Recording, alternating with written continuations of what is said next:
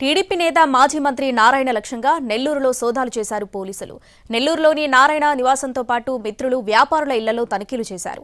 అయితే నారాయణను కావాలనే పోలీసులు వేధిస్తున్నారని టీడీపీ నేతలు ఆరోపించారు.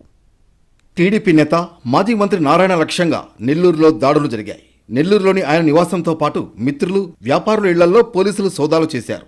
ఇటీవలే డ్రగ్ కంట్రోల్ అధికారులు నారాయణ నివాసంతో పాటు నారాయణ వైద్య కళాశాలలో తనిఖీలు నిర్వహించారు.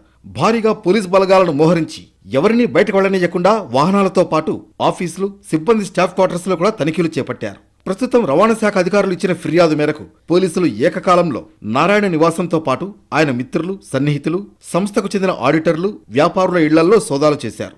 ఈ సోదాల్లో లెక్కల్లో చూపని ₹1,81,00,000 నగదుతో పాటు వివిధ డాక్యుమెంట్లను స్వాధీనం చేసుకున్నారు.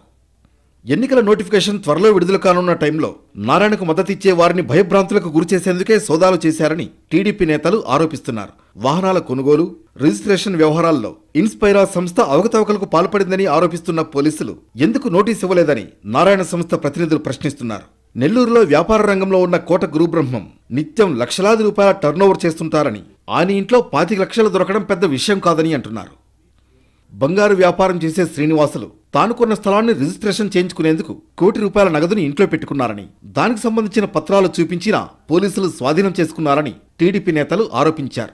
నారాయణ ఆసుపత్రిలో పనిచేసే ఒక వైద్యుడు బ్యాంకు నుంచి తన అవసరాల కోసం ₹25 లక్షల డ్రా చేసినా దాన్ని కూడా స్వాధీనం చేసుకోవడం ఎంతవరకు సమంజసమని ప్రశ్నిస్తున్నారు. నెల్లూరులో ప్రధాన నాయకుడిగా ఉన్న నారాయణను కట్టడి చేసేందుకే ఇలా సోదాలు చేసినట్లుగా టీడీపీ వర్గాలు భావిస్తున్నాయి.